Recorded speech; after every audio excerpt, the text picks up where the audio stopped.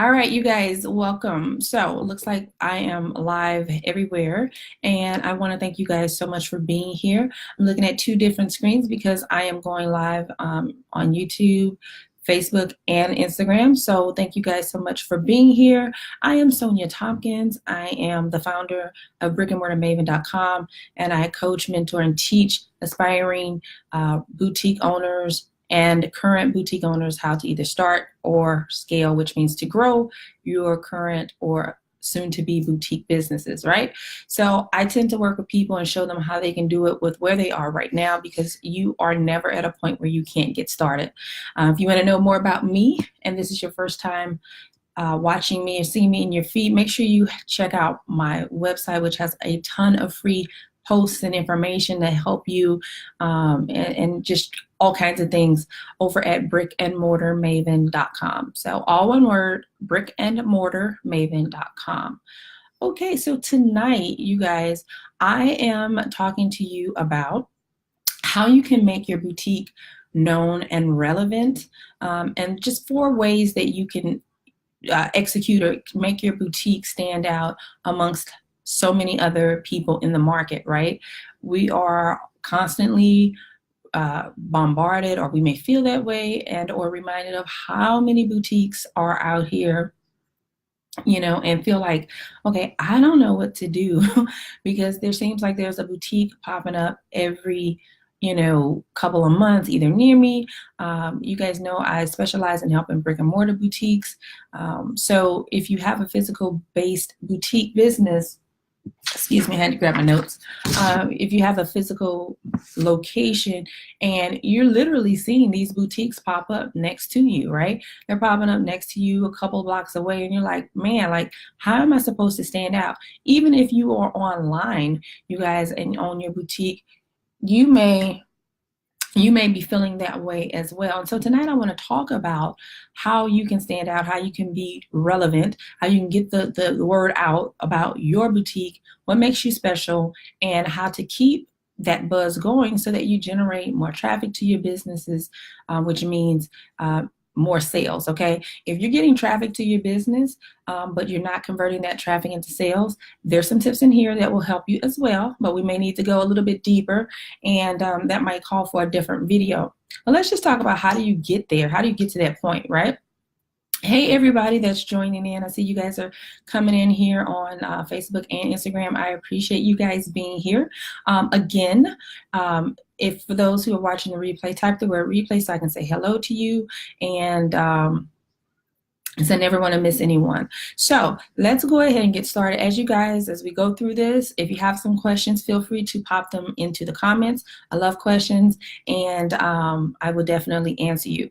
So again, let's start with this. A lot of the situations that are happening are, I know for me at least, when I opened up my first boutique, actually my second boutique, you guys, because my very first one, I did some things, I was doing some things that were beneficial that I'm going to share with you today, but I wasn't aware that that's why my boutique was so successful. Okay, so have you ever done something and didn't realize at the time that you were really onto something, but you couldn't duplicate it because you weren't aware that you were doing something so well? And so when I opened up my second boutique, I wasn't, I was like, well, wait a minute, the first one, really just popped off, and why is that? And I'm going to share that with you. So the first thing that I want to talk about, you guys, the very first thing, tip number 1 that you need to do to make sure that your boutique stands out so that you can sell out and stay relevant on the minds of people is, number 1, have a clear understanding of who you want your customer to be. For those of you who are on the path of boutique ownership, or who your current customers are. And when I say current customers, you guys, I'm not talking about, so if you're already open, okay, excuse me.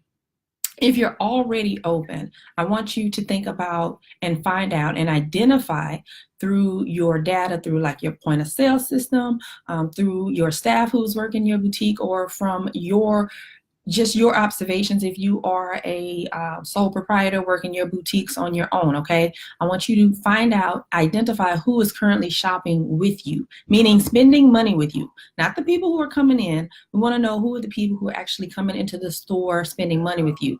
If you have, excuse me, if you have an online boutique, excuse me, you guys, I'm getting over a cold. Hopefully there is something you have some analytic tracking or something like that on your website so that you can come in and look and see who your demographics are and who are these people that are actually going to your site and purchasing. All right, so that's if you currently are already open. If you're new, then you want to identify who you want your customer to be. And when you're doing that, it's not a mosh pot of all these different things and saying, well, I want women from 18 to 55 who are stylish and like unique things. That's way too broad. That's not niche enough. And you guys know, if you're following me on Instagram, if you're following me on Facebook, if you've read anything that I talk about, I'm really, really big on you being very niched down, very, very, very specific about who you are selling to and what you're selling. The same way that people know me as brick and mortar maven and that I primarily specialize in working with brick and mortar boutiques, right?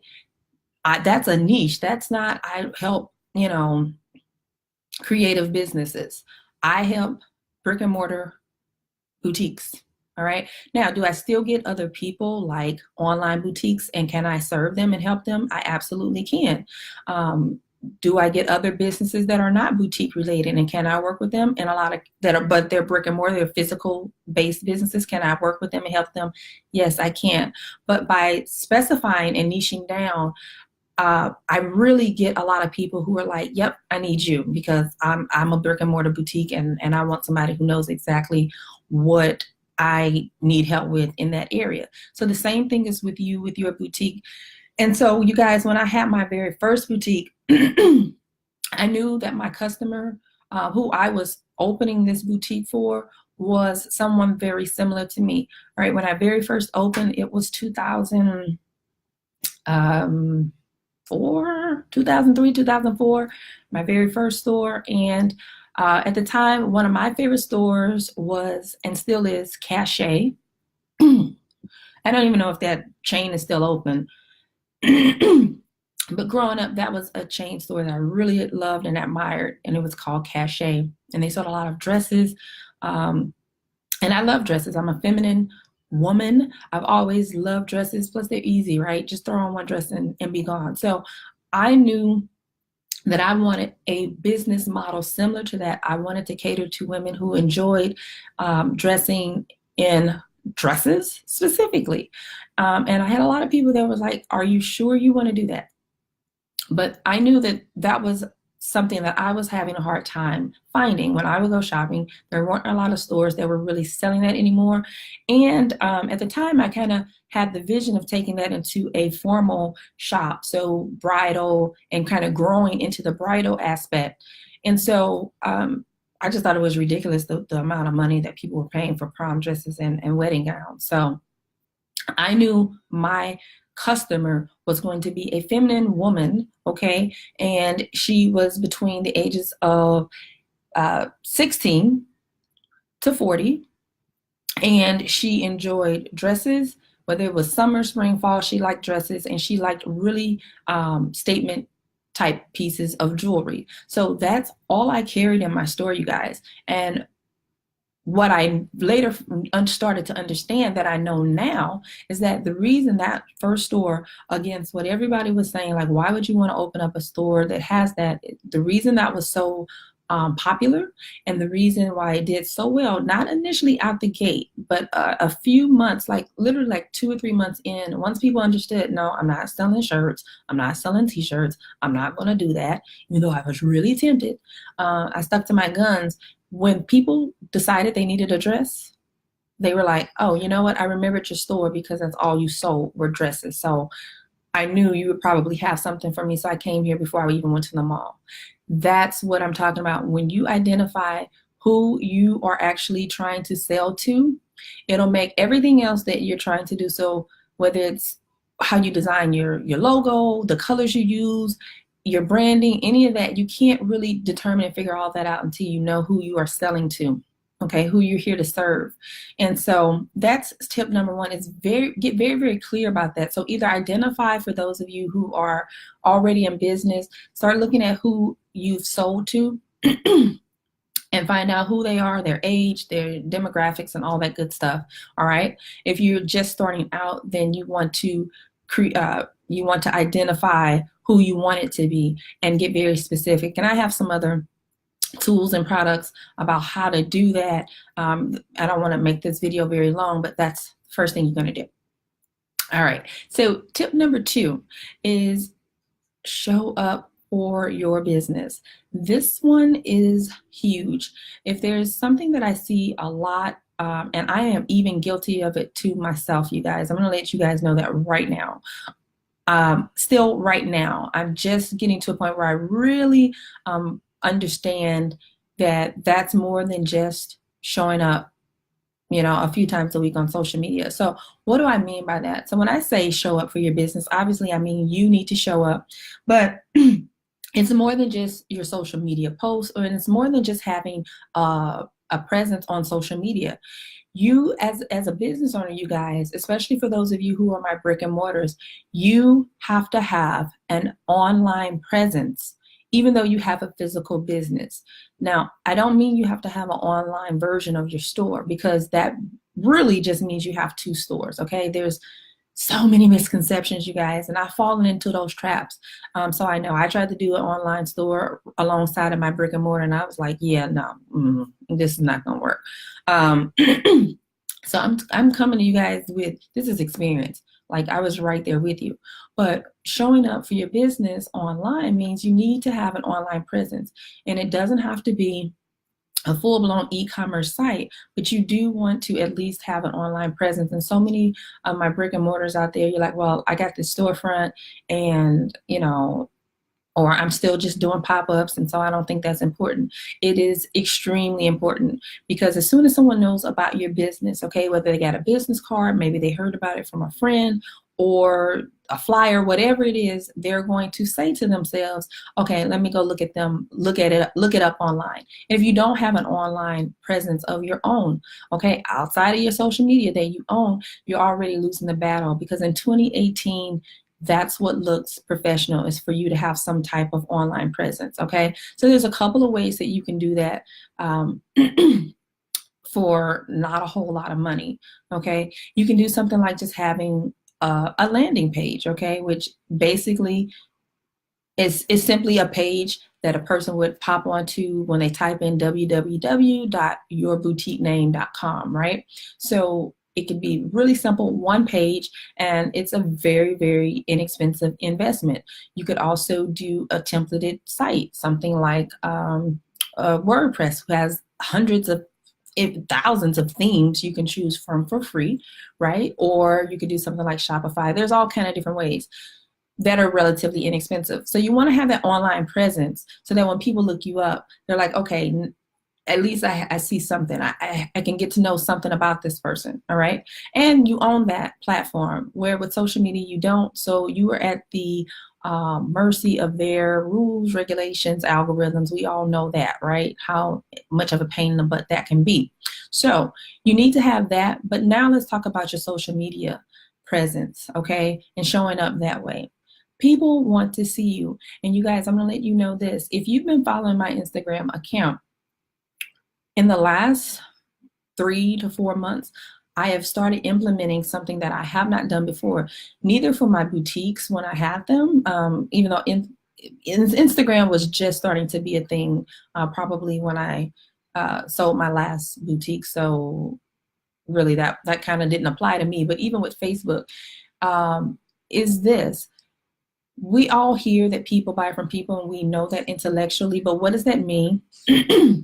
And how can you do that? How can you embrace that? So the last 3 or 4 months, I have been showing up more on my social media, especially Instagram, pictures of me, right? And a lot of times we think, Oh, well, I'll just show pictures of products. It's product, product, product. Or it's a graphic about a sale, or it's, it's products you don't even own. And while all of that is fine, people want to get to know you. So some of the most well-known, relevant online boutiques, okay, we'll talk about brick and mortars in a second, but most of the online boutiques that you know about through social media have one thing in common. If you go look at all of these brands, and I'm talking about independent businesses. So I'm not talking about your chains like Fashion Nova or anything like that, but we're talking independently owned businesses. They all have one thing in common that makes them so relevant and why they get a lot of traction. And that's because they show pictures of themselves. The owners are invested. The owners are showing up. The owners are going live. The owners are posting pictures of themselves along with their products, along with whatever promotions that they're having. And that's why they're getting traffic. They're also, communicating and being social with people, right? So they are actually participating in the conversation when they are on their post or going live, and that makes a huge difference. There is a reason, okay? There is a reason why people always say people buy from people and not from businesses. But if I don't know anything about you, because you're in the mindset like a lot of us are or have been in the past, that it should just be all about my products because no one really cares about me, it's kind of a fine line.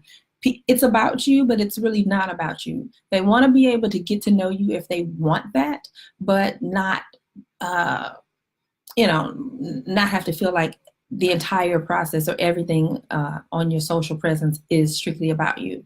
All right. So you guys show up, go live, show us new merchandise, show us unboxing, show us style tutorials, give me graphics with swipe through graphics with outfit ideas. These are just some of the things I go over with my clients, and I'm like, listen, there's a ton of things you can be doing in terms of showing up for your business, but it will, in 2018, this number 2, showing up for your business, I'm telling you, this will literally make or break you. You cannot afford to hide anymore. And why would you really? Because, these are like our children, these businesses, and aren't we proud? And if you're not proud of your business, then get to work to make your business something that you can be proud of. Because if you're not proud of you guys, and if you don't want to show it off, and if you don't want to own it and be like, yes, this is mine, I did this, I'm doing this, watch me grow. People love the growth. That's another thing. Just because you're just starting off and you're like, well, I don't have whatever you think you don't have, that's not an excuse, you guys. And really, people love to watch the journey. People love to see your journey. So number 2, show up for your business. All right, number 3, make sure that you have a winning merchandising strategy. All right. What does that mean? It means that everything that you do in terms of what you decide to buy, from the categories you have, to the color choices you make, to the sizes that you decide to carry, they all have to go back to tip number 1, which is knowing exactly who you are serving and who your customer is. So you should not be buying anything, all right? If you think that your customer, and this one customer, by the way, really represents hundreds of thousands of customers, all right? So when you're purchasing things, you guys, y'all know, I'm the same way. We can get on these showrooms, we can go to the market, we can go to these fashion districts and just get bombarded by so much stuff, and we like all the pretties. And it can be a little bit difficult for us to kind of separate, ooh, I like this and I love that, and is this something my customer really wants? Will my customers really dig this? Is this going to be something that's flying off the shelves, or am I going to have to convince them of it because I think it's really hot, but they kind of not ready, so I'm going to have to really convince them? If you've got to convince people, that's good for about 20% of your products. I think, as a boutique, you should have merchandise and things that stand out, that are unique, that are different, because that's what a boutique is. But that should only be about 15 to 20% of your merchandise overall, period. Because if you've got to try to convince people to buy it, that's no good for anybody, right? That means now you've got to be this overbearing, super salesy salesperson, because you've got to convince them why they should like it, how it's going to look on them, all that. The easiest way to make a bunch of sales and for your racks to stay in rotation because stuff is moving so quick, is to just have stuff on hand that they want. If they want it, you don't have to convince them. They're gonna buy it. They're just gonna take it. So make sure that everything that you're doing in terms of buying your merchandise or inventory is centered around that person. It sounds really simple, but again, because there's just so much to see and take in, we get distracted, and we want to bring everything to everyone. But what that does is just makes your job harder, and we don't want to work harder. We want to work smarter, right? I want you to work smarter. So, all right, number 3 is to basically make sure everything you do is around this person. There's no ifs, ands, or buts about it. And how do you know? I get that question a lot. How do I know, Sonia, that this is something that they really know? Because you did your research with tip number 1 and really got to understand exactly what they wanted. All right, you guys, I do this. I mean, I've been there. I promise I've been there, and I'm still there, but in a different business model. So just today, I'm in my Instagram stories and I'm saying, hey, what do you guys want to know or see from me in my Instagram stories, right? Because that's not an area that I'm super active in. So you ask questions. You get to know the people who are following you. Excuse me, what makes them follow you and what else they want from you. So the same thing with your boutique. You want to ask them, you know, get to know. If you're just starting out, do these tests, ask these questions, send these surveys, find these people that mimic the type of person you see yourself selling to, and ask them flat out, hey, if the new boutique was opening and they said, I'm going to carry everything that you absolutely love, what kind of stuff should I carry? Ask them that. If you're already in business, again, look at your information, look at your reports, your sales reports, see what is selling, see what your best sellers are, and go from there.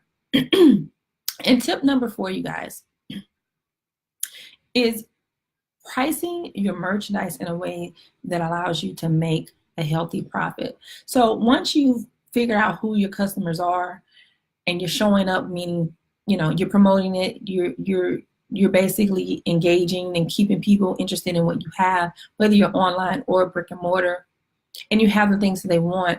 Now it's just making sure the last piece of the puzzle to making sure that they actually go from looking to converted to I'm going to buy this, is making sure that it is priced appropriately and not just for them. So when I say appropriately, or, you know, you have it priced correctly, a lot of people make this mistake. I'm seeing this a lot, and so I'm going to spend just a second on this. Is that, you guys, it's not about having the cheaper price. It's not about you trying to undersell the next person, because all you're doing there is hurting yourself. Okay, if you cannot afford to pay your bills, restock your store, you know, pay for whatever promotions or advertising you're doing, and give yourself some kind of a paycheck at the end of the week or the end of the month from this boutique business, that's how you're hurting yourself when you try to price your things so low, because you're like, well, so-and-so, I'm seeing so many other people, they have very similar styles and they're selling it for less. It's not about that. The way that you make a healthy profit is knowing how to buy your merchandise, your wholesale merchandise, in the most advantageous way possible for you.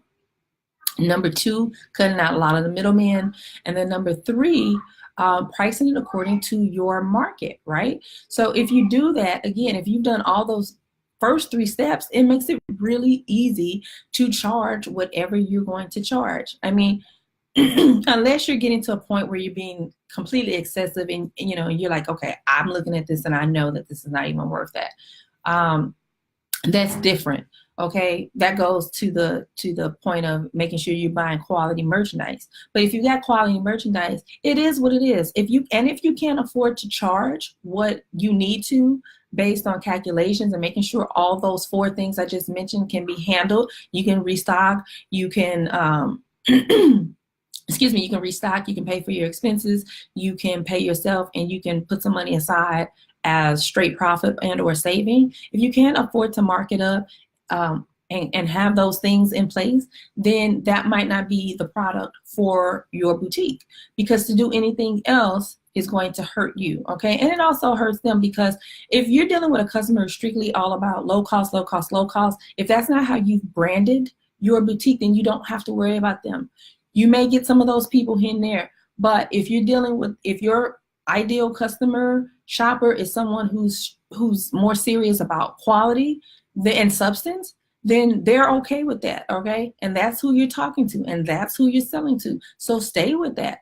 If your business model is low cost, fast fashion, and that's what you want to go with, that's fine too, but go into it knowing that, okay? So then you know also, I shouldn't be buying certain things wholesale over a certain price or whatever, because these things are not going to move. The problem is that a lot of times we're figuring it out as we go. And like I said in the very beginning of this video, of this workshop, is that, you guys, I know that because I've been there. So I'm no better. I'm same place that you guys are right now is where I was. And it took me several attempts and about 1.5 to 2 years to really start to figure it out and understand why something that was working, why it was working so well. Does that make sense? Like, at the time, when you're going through it, when you're going through the experimentation process or the trial and error process, you don't really know why why it's working or why it's not. It's not until you come out of it, and then you can say, oh, okay, these were the pieces. Oh, this makes sense, or what have you. And so today, and what I do is to share this information with you guys so you don't have to go through that trial and error scenario and process, right? So these are all things, you guys, again, it took me several years, excuse me, to learn and understand, but then also from the understanding, actually being able to create a process and a system, okay, to basically structure all this and say, oh, okay, here, not only do I understand what I did or why it was good or why this didn't work so well, okay, what's the steps? Like, okay, step 1 is this. This is what I should have did first. This is what I should have did second, third, fourth, and yada, yada, yada. And so I really started to understand and put together a process of how to run an entire business. As boutique owners, we're all about the aesthetics and the pretty and the clothes and the accessories and shoes, whatever we are selling, right? We're passionate about that. We absolutely love that. We may not necessarily love the actual business stuff, the day-to-day operations and procedures that we need to understand and or have in place to make the machine go, right? So this is why people get burned out. This is why if they go through a hard time, they kind of, it's difficult for them to come back from that, because they've burnt themselves out just going with no clear strategy or process or even support in place, you guys. So this is all the things that I talk about and I work with people one-on-one with in my different group programs. And it's definitely, I go into this a lot more deeper, and I also help people create their own individual processes and plans in my Buy Like a Boss Mastermind, okay, out in LA. You guys, if you've been watching me, following me for a moment now, this is our 4th one. I'm really excited about that. And it's a great way for you guys to, whether you are starting out, it's a great way for you to be exposed to the fashion district and know exactly where to go and get your amazing merchandise and network and meet some other boutique owners. But if you're already an established boutique owner and you're looking to grow and scale your boutique, maybe bring in an employee for the first time, or maybe start to understand how you can actually pay yourself. How do you set yourself up for that, right? Especially with the holiday season coming up, you guys. I know it's like, wait a minute, it's not even November yet. I can't even, what? Yeah, this is the time right now to start implementing these strategies. And these 4 things that I just talked about here, you guys, you can definitely start working on these 4 things right now. You can definitely get really, really clear about who your customer is, all right, or who you want them to be. You can start right now by showing up for your business. So posting more, informational type posts, showing up your person on videos, lives like this, more posts of yourself, and just letting your followers and your audience get to know you. You can set up a landing page. I actually, for those of you who are on my mailing list. You guys will be getting an email from me in the next day or so, where I'm going to talk to you guys about how you can set up a landing page and how you can get that inexpensive. So this is the time to do that. Set that foundation now, because people are already starting to make their decisions on where they're shopping for the holiday season and who they're going to be shopping with, and they should be shopping with you. So have your strategy, have your foundation in place, so that when they start looking for you, they can start to build that know, like, and trust factor that you hear so much, right? And it's a real thing, and you better have something in place so people can get to do that, right? And then number two, you want to be stocked and ready for when they come to shop with you, right? Because nothing's worse than having all this hype built about you and then you don't have the goods. So there's just a lot of amazing things happening right now, and that's why we're going to LA in November as part of the mastermind, and doing that so I can help these boutique owners just like you get set up for the holiday season and for after the holiday season, right? Because you'll have that big rush, your November and early December, for the holiday, and then January gets a little slow. Well, what do you do then? What do you do in that time when it's a little bit slow? These are the strategies and the plans that I'm going to help these 4 boutique owners who are part of the mastermind get really clear. And if you guys want to know more about that, you can head over to Wholesale Like a Pro. So bit.ly/wholesale like a pro. You will get access to a travel prep and checklist for those of you who go to market or shows or the fashion district, to help you kind of plan and get prepared for that so that you don't forget things. And then also you will be on my email list, where I'll be sharing some more information about that. You guys can also, if you're interested in checking out the mastermind and coming with us to LA, either as part of the actual mastermind or coming as a guest. All right, there are 2 tiers this year. So there's a guest pass, okay, and then there is the actual mastermind pass. You can check that out over at I just went blank. brickandmortarmaven.com/buy like a boss live. All right. So brickandmortarmaven.com/buy like a boss live. You can check that out. So you guys, I appreciate you being here. Any questions? Just want to say hello to everyone. We've got Melanie, Tamala, Tiffany, Springflower, Tina, Lexi. You guys, thanks so much for being here. Any questions about anything that I mentioned here? And again, I'll just recap. Is tip number 1 to making sure that your boutique stands out and sells out is number 1. Make sure you have a clear understanding of who you want your customer to be or who your customer is, right? And you guys, while I'm just recapping these tips, if you have any questions or comments, go ahead and pop them in there. Oh, thank you, Kiss My Passport. Thanks for showing up. Thank you. I'm glad you're enjoying the content. Where are you guys at? Are any of you that are watching feel like, you know what to do, but you're having, like, where in the process, I'm always curious, where in the process you guys feel like you're getting stuck? For a lot of my clients, it's, I hear what to do, but I don't really know how to put it in priority or make it work for me. So that's probably the number 1 thing, but I love to hear from you guys that are here, or even in the replay, you can send this to me as a comment in the replay. It's like, where do you guys feel like you get stuck at? All right. So tip number 1 was have a clear understanding of who you want your customer to be. If you are just in the idea phase of starting your boutique, or identify who your customers are if you've already opened. 2, show up for your business.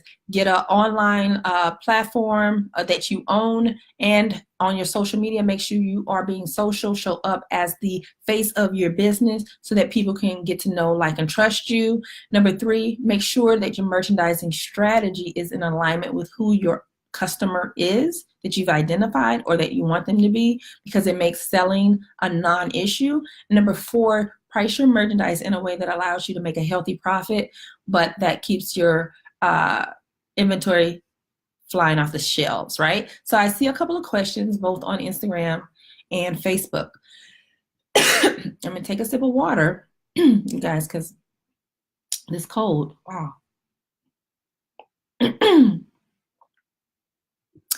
Okay. So Kiss My Passport says keeping the right sizes in stock. Okay, what do you mean by that? Tell me what the hurdle is for that when you say keeping the right sizes in stock. Um, Tell me a little bit more about that, because if it's a situation of certain sizes are going faster than others, that's not really an issue. That's really good information. Um, and that will help you to know that maybe you need to order more more units or packs when it comes to certain styles that you know they really like, because you're only going to get, you know, 2 sizes per style. So if you know certain sizes are your most popular, which that's normal, by the way.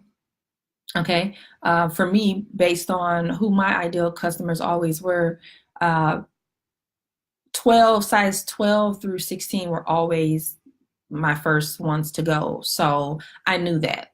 So I just ordered accordingly. So, um, Kiss My Passport, if you have some more info on that, pop it in the comments. Tina on Facebook says, I am stuck in marketing online. Okay. So marketing is, everything is marketing. So what part of your marketing, where can you be a little more specific and tell me what you mean by that, Tina, when you say I'm stuck in marketing?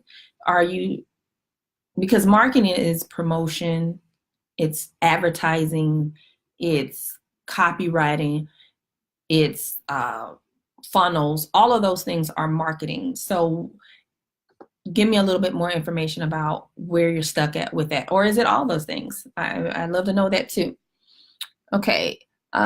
So Kiss My Passport says, it differs when I go state to state for events. Okay, so I'm guessing you do pop-ups, or you're a traveling boutique, and so it differs. So again, even it doesn't really matter, um, per se, if you know who you are targeting.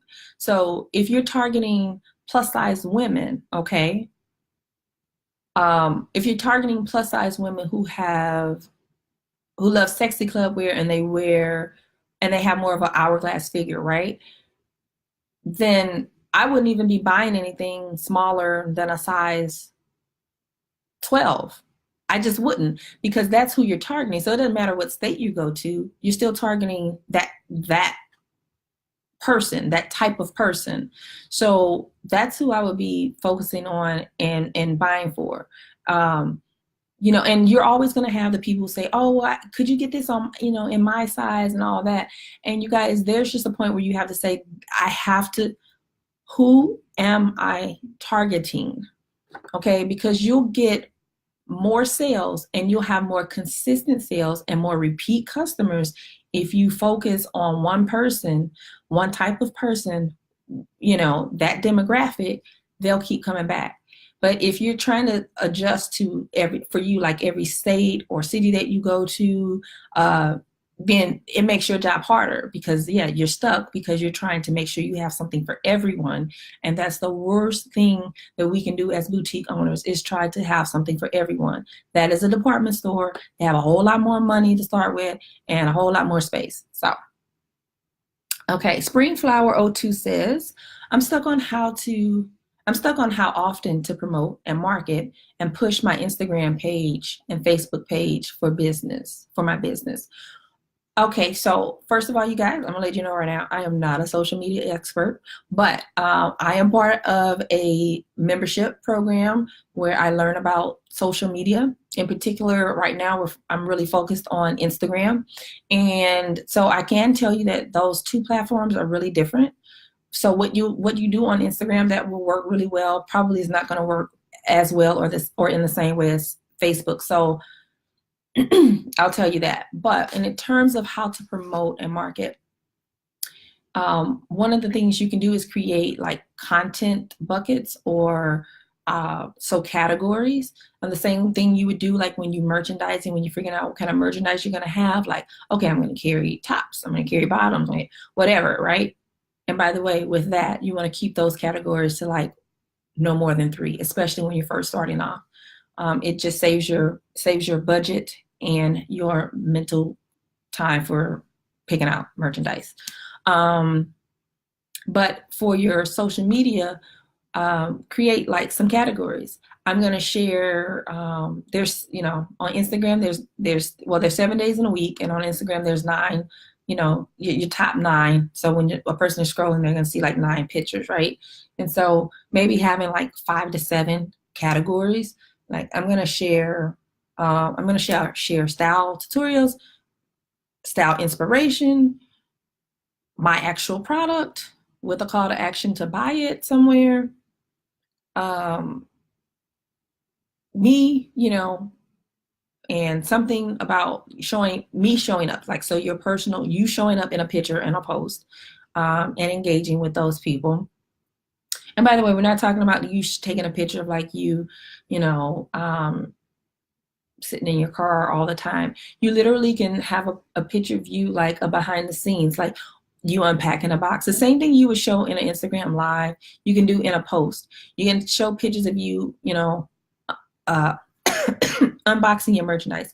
You can show a picture of you, like in your store or in front of your store, or showing the actual website of your business. But there are times when you need to just show up. So at least in a 7-day period, you can promote your products 2 to 3 of those days, and the other 3 to 4 days, depending on how many times you're going to promote your product, the other 3 to 4 days, it should be something from those other categories. I hope that helps. Okay. Hey, Audrey, thanks for joining. All right, so Tina says, I get lots of traffic, but no sales. All right, so if you're getting the traffic, Tina, but you're not getting sales, I don't think, so maybe, so there is definitely a disconnect in one of those 4 steps. So in that chain, there's a disconnect.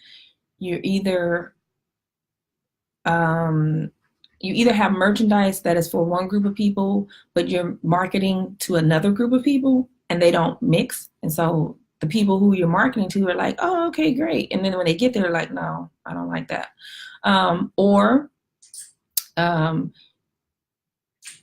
that's usually what it is, to be quite honest. There's usually just a disconnect between who is actually there, who's coming, and the merchandise that you have. So it doesn't mean that your merchandise is bad. It just means that that person that you've been marketing to, that's not necessarily what they want. It could also be the way that your things are presented. So sometimes once they get to your website or get to your brick and mortar store and they see your things, it's a little bit easier with the store because you can have mannequins and things like that. Online, though, I'm going to tell you that hands down, if somebody's going to your online website and you've got the stuff that other people that they buy from have, so you have the similar items that they like, but they're not buying from you, it could be, a lot of times, it's the presentation. So pictures of clothing on actual people online are going to do way more than flat lays and mannequins. So I don't know, Tina, if that's an issue for you, but I would look in, those would be my 2 places that I would start with troubleshooting. So really, see if you can find someone who can be really honest with you, that is your ideal type of customer, and say, hey, what is happening here? Like when you go to my site or whatever, when you come to my store, what do you feel like the disconnect would be? That's also something that I work with my clients with when we go over their 90-day strategies. When we create these 90-day strategies, we actually look at what's happening right now, where you want to go, and then we come up with the middle part, which is, oh, these are the plans of actions that we need to do. So the mastermind in LA in November, that's what we're going to focus on in terms of the actual mastermind portion of the trip. And then there are 2 full days of shopping, but we don't even get to the shopping till days 2 and 3 out of 4 days, because we need to first get all of this clear, because the shopping, we want to hurry up and buy merchandise, you guys, but it's going to backfire, because when you buy stuff for people, when you buy the wrong stuff for the people that you're talking to, or you're talking to the wrong people who don't want, vice versa. That's where the disconnect is. And you've got to make sure that all those things are in alignment for you to be successful. Does that help for you, Tina? And by the way, been there, done that. Second boutique that listen, you guys, my third boutique, I was literally in tears a lot of times because I just was going with the formula that I had prior. And I was in an area that people, I was bringing them hot fashion. Okay, hot. And I think it was in the wintertime, one of the first winters, falls, I think it was, and I brought in some leggings as an accessory to go with a specific. I carried a lot of tunics in this particular boutique, and I brought in some leggings as an accessory. And you guys, I was kind of struggling in this area, like out the gate. People loved it; they loved the stuff, but they weren't going to wear it. And I brought in these leggings as an accessory, and lo and behold, oh my God, I could not keep fleece leggings in stock. Okay, like I could not keep fleece leggings in stock. Long story short, though, I was not in the business of owning a boutique to sell fleece leggings. Now, somebody else who's just out here just trying to, pimp some merchandise because they just want to make some money, no judgment. That's cool, do you? But I wasn't in it for that. I don't do anything. It's probably one of it's a quality that I have. I don't care that much about the money, that I'm going to do something that doesn't feel good to me. And I was like, you know what? Like, I'm selling the mess out of these fleece leggings, but that's not what I was there for. I was doing nothing for my soul. Nothing. And so, I let that one go because that wasn't doing anything for me. So again, too, you have to kind of know why stay in your why of like why you're in business. And so if you're in this because it's a passion of yours, you like certain aspects of it, stay with that, focus on that, and just make sure you find the right people, because there are people that want what you want to put out here. It's your job, it's our job to connect the two together. And that's what I help my clients do.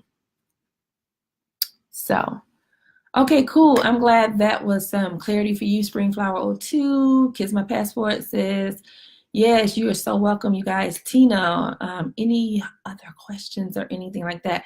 You guys, again, if you want to be a part of our group mastermind or gathering in LA, which is the largest fashion district in the US, it sure is, and it's a lot of fun. Make sure you come out. You can check out more information on that and reserve your seat over at brickandmortarmaven.com/I Like a Boss Live, all together, all lowercase. And let's see. Tina has another question. How do you find your target market online? So basically, the quick answer to that, Tina, is you find someone online that looks like the type of customer that you want to attract. So that person, they either they're liking a lot of. Instagram is a little bit harder to kind of find this, but you can find this on Facebook pretty easily. I have a ebook called Clarity to Customer. And it basically teaches you exactly how to do this. But online, you can kind of track a person like through Facebook and kind of just see what they're interested in, what they are commenting on, liking on, and posting to their page. There's all kind of ways that you can literally just kind of secretly, softly stalk without wanting to do any kind of harm. I'm not trying to talk to the crazies out here, and find out what kind of stuff that they're into and that they like.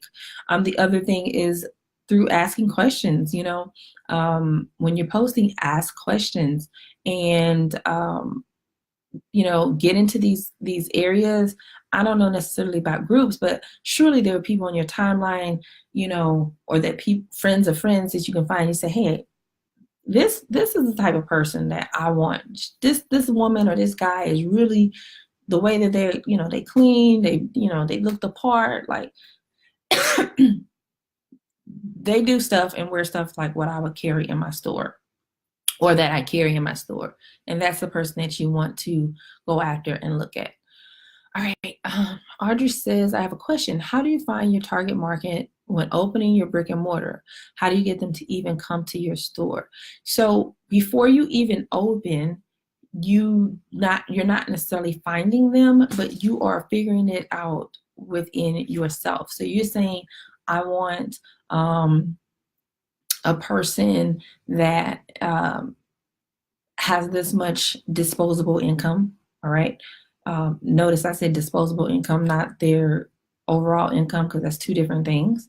I want somebody who has this type of lifestyle, because if they're a soccer mom and all I sell, if she's a soccer mom and has a couple of children under the age of 10, she's probably wearing my fleece leggings. So that's who I'm targeting versus someone who has a very social lifestyle where they're doing, evening balls and stuff like that.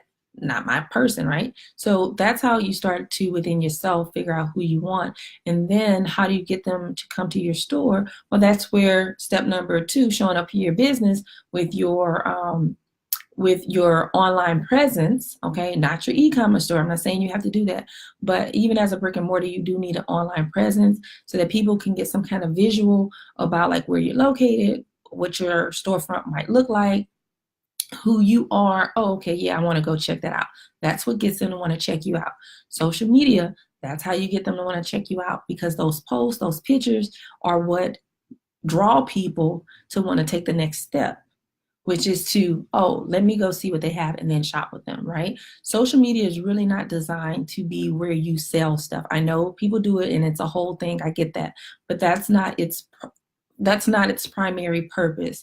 It's for you to get social and for you to get to know and for people to get to know you in your business and then decide to take the next step, which is to either click over to your website or drive in their car and get to your physical store. Tina, you are welcome. All right, so Springflower says, do you think doing a little launch party for a new online shop or website is a good idea? It's a great idea. Launch parties are everything. You do not, and I teach this to my clients, whether you're doing a grand opening for your physical business or not, you do not wait until a week or 2 weeks before you open to want to, all of a sudden now you want to tell everybody about your store. If you are planning on opening up a business, you need to start telling people about it. Sorry about that, guys. You need to start telling people about it when you decide, oh, I'm going to open up a store. That's when you start an Instagram account. That's when you start a Facebook account. That's when you start, you get an online presence, and that's when you start talking about it to people.